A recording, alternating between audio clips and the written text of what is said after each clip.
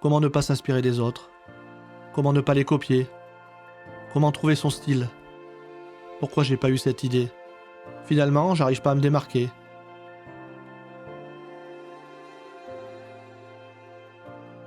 Tu passes ton temps à réfléchir, à te demander ce que tu peux faire pour progresser et pour toujours faire mieux? Est-ce que tu te poses les bonnes questions? Arrête de perdre du temps à procrastiner. C'est ça qui te bloque. Tu penses que tu ne peux pas créer des choses et innover? Peu importe ce que tu vas créer, fais-le à ta façon et mets-y ta touche personnelle avec ton matériel. Se différencier des autres, c'est quelque chose qu'on entend partout. Mais comment faire? Eh bien c'est simple. Arrête de réfléchir et passe à l'action. Travaille, bouge, cherche ton inspiration, écris et tu vas y arriver. Salut à tous, salut les amis, bienvenue dans cette nouvelle vidéo. Comme tu as pu voir en introduction, j'ai fait cette vidéo seul chez moi. Et dans cette vidéo, je vais te montrer un petit peu les coulisses de ce petit tournage que j'ai réalisé avec mon boîtier et un trépied. Je vais te donner quelques astuces pour te montrer que tu peux faire la même chose chez toi très facilement et avec le matériel que tu possèdes. Donc si tu n'as pas de boîtier, tu peux faire ça avec ton smartphone sans problème, en étant un petit peu ingénieux et en réfléchissant un petit peu à tes plans auparavant. Donc le premier petit conseil que je peux vous donner sur ce genre de tournage que vous pouvez faire chez vous, c'est d'utiliser les plans fixes. Moi j'ai utilisé que des plans fixes. J'utilise de plus en plus de plans fixes dans mes projets vidéo. Je trouve que c'est toujours bien d'avoir un beau plan fixe avec des premiers plans, des flous de premiers plans, des beaux cadrages. C'est toujours beaucoup plus intéressant et visuellement ça rend super bien. Donc moi j'utilise de plus en plus le plan fixe. Donc pour donner un petit peu de mouvement à son image sur un plan fixe, on va pouvoir lui donner en post-production un léger zoom numérique qu'on fait très facilement dans son logiciel de montage en post-production. Alors ici j'ai un petit plan fixe sur moi et je vais faire un léger zoom, vraiment très léger, pour montrer un petit peu de mouvement à mon image. Je voudrais qu'on voit un bout de mon épaule et un petit peu l'écran de l'ordinateur et me voir en train de taper quelque chose sur l'écran. Mais je vais désactiver l'autofocus, je vais faire mon focus sur l'écran. Donc je vais mettre en caractère 36 pour essayer de voir ce que j'écris. Alors chez vous, deuxième petit conseil, si vous voulez réaliser ce genre de vidéo et vous filmer seul dans une autre manière ou d'autres thèmes que vous aurez définis avant, je vous conseille déjà de choisir votre musique. Moi j'utilise la plateforme Artlist et j'ai voulu choisir une musique un petit peu lente au début et qui va accélérer pour montrer un petit peu l'envie de progresser, de continuer à travailler, à bouger comme je le dis dans ma voix off. Donc je démarre doucement et j'accélère le rythme. Donc sur cette plateforme vous allez pouvoir trouver plein de musiques. Donc j'ai choisi dans l'onglet cinématique une musique qui allait correspondre à mon projet. Donc vous avez pas mal de choix sur cette plateforme. C'est la plateforme que je vous conseille d'utiliser. C'est celle qui sera pour vous, je pense, le moins cher en utilisation. Après, il existe des musiques libres de droit. À vous de chercher un petit peu sur internet la musique qui correspondra à votre projet. Alors le matériel que j'ai utilisé pour ce projet, donc j'ai utilisé un trépied, un small ring. J'ai également utilisé un boîtier qui est le Canon R5 et en objectif j'ai utilisé un 16-35, un 24-70 et un 85 mm. Donc ça c'est parce que j'ai tout ce matériel à disposition, mais vous de votre côté, si vous n'avez qu'un smartphone, une GoPro, ou peu importe, faites-le avec votre matériel.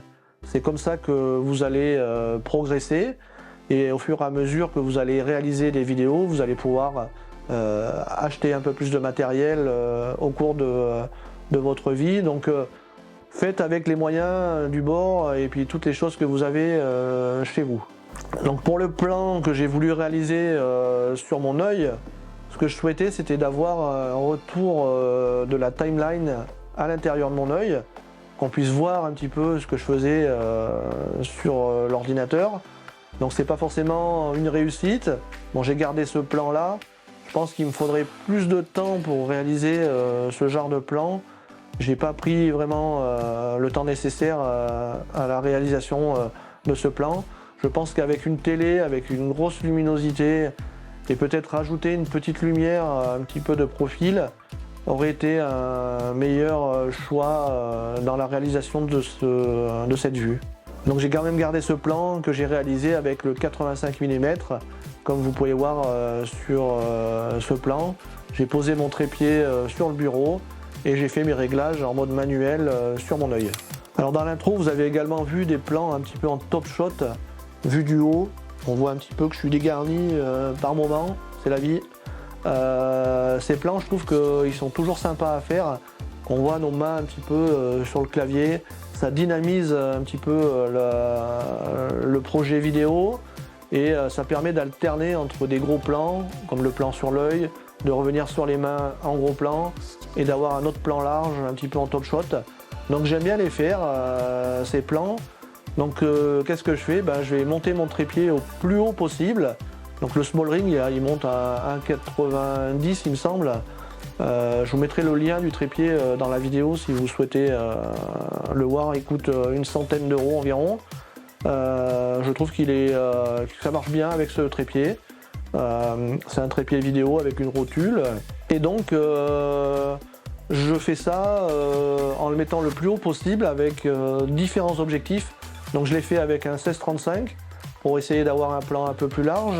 Et j'ai également fait avec un 24-70 et j'ai zoomé à 70 mm pour avoir un petit peu des plans sur les mains, sur le cahier, sur l'ordinateur également quand je suis sur le fauteuil de lecture. Alors pour le plan que j'ai fait en POV, donc j'ai mis mon boîtier ici. Je voulais pas le faire avec une GoPro parce que je voulais garder une harmonie dans les images avec mon Canon. Là je voudrais faire la même chose, un plan où je vais aller m'asseoir sur le bureau, prendre un café, boire mon café et taper deux, trois choses sur mon texte. Donc le plus difficile, ça va être d'installer le boîtier sur le torse, de le faire tenir quelques minutes pour pas qu'il tombe. Donc je vais faire des essais.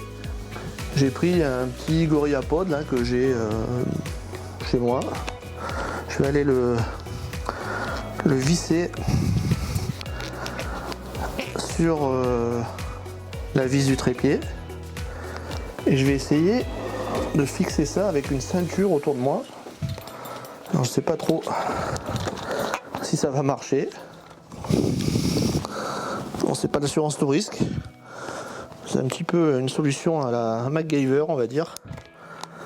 Donc ça a l'air de marcher.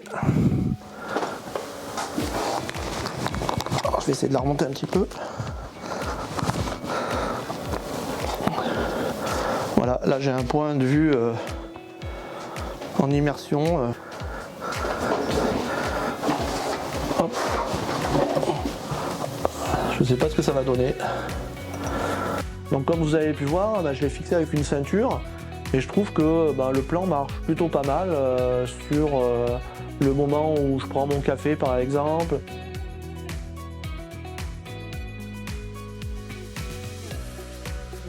J'ai filmé tout ce projet en 50 images par seconde pour pouvoir un petit peu ralentir quelques plans sur cette introduction. Je trouve que ça rend assez bien d'alterner le 50 images par seconde et le 25 images par seconde. Donc à vous de choisir un petit peu votre paramétrage de boîtier pour votre projet. J'ai enregistré ma voix off avec le micro, le Blue Yeti. Donc c'est pas forcément utile de votre côté. Si vous n'avez pas forcément tout le matériel nécessaire pour enregistrer une voix off, vous pouvez le faire avec votre smartphone. Acheter un petit micro-cravate pas très cher sur Amazon et vous enregistrez avec votre téléphone. Donc j'attends bien sûr vos retours sur cette vidéo. Envoyez-moi vos liens si vous avez créé ce genre de vidéo tout seul. Je vous conseille de le faire de votre côté pour progresser, si vous souhaitez progresser. C'est comme ça que vous allez apprendre et faire plein d'erreurs. J'en fais encore. Donc n'hésitez pas à continuer, à progresser, à travailler. C'est un petit peu le but de cette vidéo, c'est pour vous montrer que en réalisant ce genre de projet seul, vous allez évoluer rapidement. Vous allez rater des choses, vous allez oublier d'enregistrer, ça m'est déjà arrivé. Vous allez oublier d'enregistrer le son, ça m'est déjà arrivé. Voilà, toutes ces choses-là, tous les vidéastes ont eu ce genre de situation dans leur projet vidéo. Donc faites des projets tout seul, filmez-vous et puis j'attends bien sûr vos liens YouTube dans les commentaires de cette vidéo pour vous donner mon avis sur vos projets bien sûr. Et j'attends également vos avis sur cette vidéo. J'espère que cette vidéo vous aura été utile. N'oubliez pas de vous abonner à la chaîne si vous n'êtes pas abonné. Beaucoup de gens regardent les vidéos et ne s'abonnent pas. Donc c'est super important de mettre un petit like et de vous abonner. Je vous mets également un lien par ici ou par ici, je ne sais plus où ça se trouve, un lien d'une vidéo que j'avais réalisée de comment se filmer seul en randonnée. Donc j'avais fait le même genre de vidéo avec des plans, sorties de voiture, voilà, toutes ces choses-là. Donc n'hésitez pas à la visionner. Et puis je vous dis à très bientôt dans une prochaine vidéo. Allez, à plus les amis, ciao!